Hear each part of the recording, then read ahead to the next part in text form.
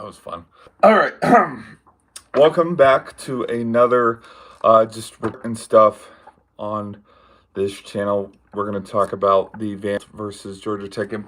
Right now, they are in the middle of a weather delay. So, bowl game, I mean, I don't want to sit around and wait another hour, 30 minutes, 45 minutes for the inevitable. We know what it is, and that inevitable is that the Commodores are going to win Birmingham Bowl. Okay, we're alive. Okay, just making sure we're double checking. Hope everybody's doing good. Welcome back. So right now, as we sit, we're going to sit in a thunder delay, weather for this bowl game between Georgia Tech and Vandy. I think, well, it's interesting. There's 7 minutes left in this game, and Haynes King just got hit, ball around the 20 or the 30-yard line. And so it's like, oh, what should we do? Should we end the game? There's about 7 minutes left. Score is 35-13. If there is a touchdown, this thing is a 20-35 game. We have seen happen in college football, so this thing isn't necessarily out of reach score-wise. But the one thing that I will say is, what are the odds, though? What are the odds that Vanderbilt blows the lead to Georgia Tech? And I don't think they could. I think Diego Pavia is like playing his A game now, and he's playing like how he played against Alabama. And I think that this game is pretty much over. But let's dive into the meat and potatoes, because I'm just going to give my post-game reaction to it right now during this weather delay, because, again, I'm not going to sit here for another 40 minutes waiting for the game to be over. So let's just talk about what was going on in the second half. To start out the second half, Rutherford, we're going to say his name a couple times. He had a great catch, but again, that drive stalled out, and that didn't go anywhere. And then the third quarter is when we had a lot of fireworks, and things got a little emotional, as the broadcasters were saying. Things got a little chippy. There's a lot of fire. There's a lot of scrums. There's a lot of penalties. There's a lot of, I mean, how many times did was there a penalty I call, people throwing punches or something, and there's an extra 15-yard penalty or something like that. For example, I mean, Coach, he got flat 15 yards because there was, a little bit of a scrum there on the sideline because Tatum, he had his no call, like hand up, perfectly executed ball, ball was in the air. Can't make it any better as a defender. Like, that was perfect execution because he had the sideline contained, wide receiver, but then they decided to call a PI. He got upset, and then there was a holding penalty after that. And I think just with how much the penalties started to build up, you could tell the tensions were high, and this was about to blow. That ended up turning into a touchdown for Stowers. Yeah, it was 21-13 at that point, and then ever since then, I think it's been a snowball effect avalanche, where Georgia Tech's let this thing get away from them, and they let it get away from them quick, because on the next possession, Skinner had the interception on Haynes King, which brought them within the zone. I believe he was able to return it down to like the 15 or something. King the ball, an heir apparent throw, and then Vanderbilt was able to kick on that and bring it up 2 possessions, which that was the touchdown. That was the touchdown that extended, made it a 28-13 ball game. And then again, miscue after miscue.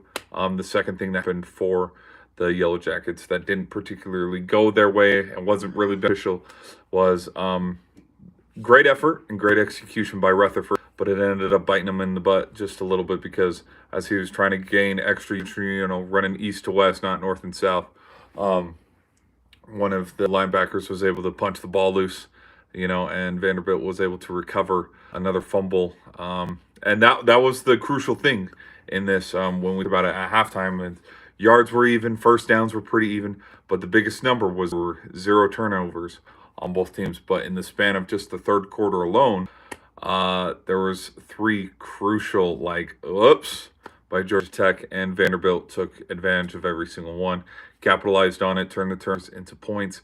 Pavia had another rushing touchdown to extend the lead to 35-13, which is where we sit right now. And I'd say right now, because we're going to sit in a weather delay, the Yellow Jackets do have the ball. Jamal Hayes He's made a couple shifty moves, and then also King was able to get a first down. You know, that gutsy run that, hey, is this, late hit? Is this what it is? And the officials ended up just waving it off because no, it wasn't a targeting hit. Did the hit look pretty vicious when you slow it down? Yeah, but again, it's a bang bang football play. You can't eject the player for hitting the quarterback. I mean, it's the quarterback. The quarterback's trying to get extra. Your job as a defender is to try to stop him and to throw. Like if they would have thrown the defensive player out of the game for targeting on that, oh man, all hell would have broken even more loose. And then, as you guys saw, the rain started to come down. And so right now we are in a weather delay, and it is 35-13 here in the Birmingham Bowl. But ask me, I think was there 7? I believe there were 7. Let me double check here. Hold on. Let me grab my computer here. Let me double check here. Hold on. Let's double check here. Let's check the ESPN stats. ESPN stats. Hope everybody's doing good. Hold on, give me 2 seconds. ESPN.com.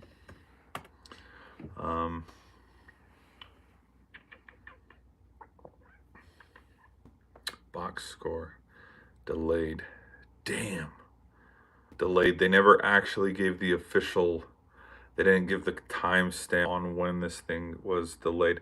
I will say though, the touchdown that made it 35-13 was around 10-minute mark. I think that hit was around the 7-minute mark, 6-minute mark. So there's like 7 minutes to go here in the game.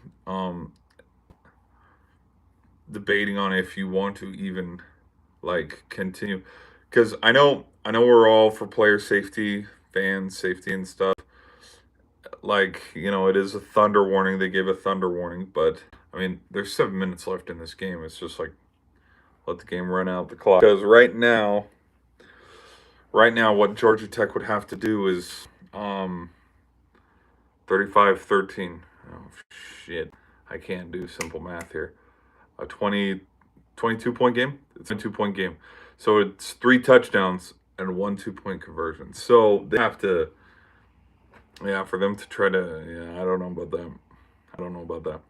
If anything, I mean, because the next game, that's Texas Tech versus Arkansas, which that game's going to start in about 5 minutes. I'm probably going to roll with Texas Tech in that one. Washington State versus Syracuse, I'm going to roll with Syracuse on that one. And then USC versus Texas A&M, probably going to roll with Texas A&M on that one. But just with where we're sitting right now, with it being a 22-point game, like Georgia Tech would have to double the amount of production that they have done so far up until this point in the game with how much they're down. Like, again, you look at the game cast, turnovers, the big key. Whoops! Right now, because those 2 turnovers turned to 14 points for the Vanderbilts. So far, they lead them a little bit, 7 to 286 on total yards. They lead them by 3 first downs. Time possession, Vandy has them by at least 4 minutes, 5 minutes. But again, the 14-point swing in that third quarter where, interception and then a fumble. I mean, Vandy, they took advantage of it. So right now they are still doing that weather delay. But I'll be honest, I think this one's over. I mean, Georgia Tech has had a year. Georgia Tech's had a good year. I mean, they've got some key crucial wins. They were single-handedly the reason why Miami didn't go to the ACC championship game and why it ended up being SMU. I mean, at the time in August when they had the walk-off field goal against Florida State, everybody was losing their mind, and it was really impressive. But as the season has gone further along, Florida was booty this year, so it's like, okay, wow, you beat Florida. I think their season started to derail, I want to say, a little bit after their loss to Syracuse. But let me double check here. ESPN.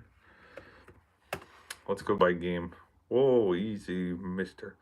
Let's look at Georgia Tech's season in review.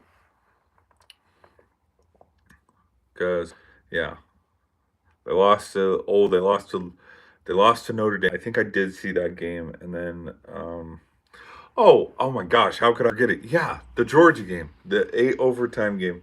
That was a hell of a freaking game. Like that game was real fun to watch. But yeah, the loss to Syracuse, I did see that. Loss to Louisville, I don't remember, but I did see them lose to Notre Dame. and see them. I did see them beat Miami, saw them lose to Georgia. So there are a couple good games this year for them. Uh, they'll be ending the season 7-6, which probably isn't the best they had expected. But I mean, look at this: 1, 2, 3. They're a win over Louisville and they're a win over Syracuse away from. Oh, that's funny how the standings ended up playing out. Where you just revamp the offense because Cam Ward's going to go to the NFL. What else? Now let's look at Vandy real quick. Let's look at how Vandy's season's gone so far. Like Cam Ward, we know he's going to go to the NFL and he's going to declare for the draft. He's probably going to be a first-round guy. I don't think Jamal Hayes. I don't think he's going to declare. I think he has another year. Same with King, because I think they're both juniors. I think next year's their senior year. I could be wrong though. Let me double check. Yeah, Vandy, they lost in second overtime to North Carolina. They lost. Yeah, so out of their 1, 2, 3, 4, 5. Their last 5 games, 4 out of their last 5 games, starting with Texas, then South Carolina, then LSU, then Tennessee. So, like, they were riding that high of beating Alabama, and we remember when they got ranked and stuff. But then, I mean, yeah, when the rest of, because let's look standings for the SEC. Oh, come on, you're not going to show me the standings for the SEC? Dumb. Here we go. Oh, yeah, when you look at the standings for the SEC, it's like, oh, look at that. Like Texas, Tennessee, Alabama, South Carolina, Texas A&M, LSU, Ole Miss, Missouri, Florida, Arkansas, and then Vanderbilt. Like all these teams that they lost to, it's the reason why they're 3-5 in conference and 6-6 overall. The only other teams besides them was Oklahoma, who went 2-6, Auburn, who went 2-6, Kentucky, that went 1-7, and then Mississippi State, who went 0-8. Absolutely crazy, man. It is stinking crazy. But let me see one more thing here.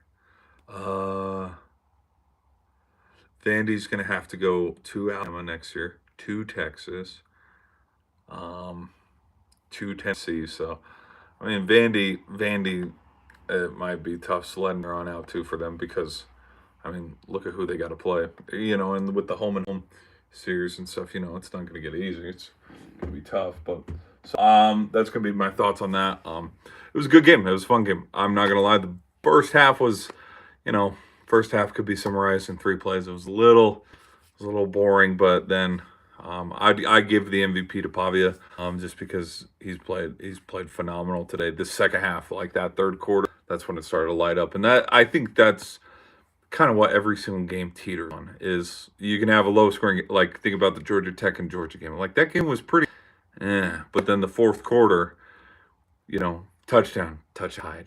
Field goal tied. Like it's that switch of, oh my gosh, this thing was 13-13 for the whole game, and then all of a sudden we have an explosion in the fourth quarter. That's kind of what this game teetered on. It teetered on just one or two explosive plays, and I think the interception and then the fumble. But then also, if I'm going to be completely honest, I think Georgia Tech's kind of been hosed this game with the officiating, because man, there were a couple bad calls. And those were pretty crucial as to what set up Vanderbilt into the position of, hey, okay, we're at the 7. Let's just punch this thing in, go up by 7, go up by 14. So I will say that Georgia Tech, if they have a case for, we lost because of the refs, they do have a case there. Like there were some pretty bad pass interference calls and stuff. But with how the momentum shift after they scored, but then the turnovers, it's all going to be erased, because think about it. Yes, you got hosed on a couple of penalties, but King still threw the interception. Rutherford still fumbled. Your defense still couldn't get a stop. So like, the argument is there, but then kind of gets thrown away as you kind of dissect it a little more. But right now it's still 35-13. But we're gonna call it there. I think Vanderbilt's able to probably.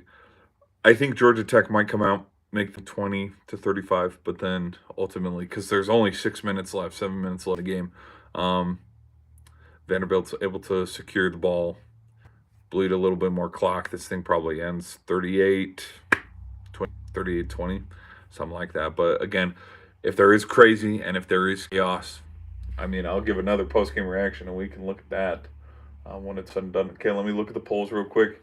3 votes. Who do you got? Vandy is edging out Georgia Tech 67 to 33%. So the 2-to-1 ratio. Like that. Like to see that.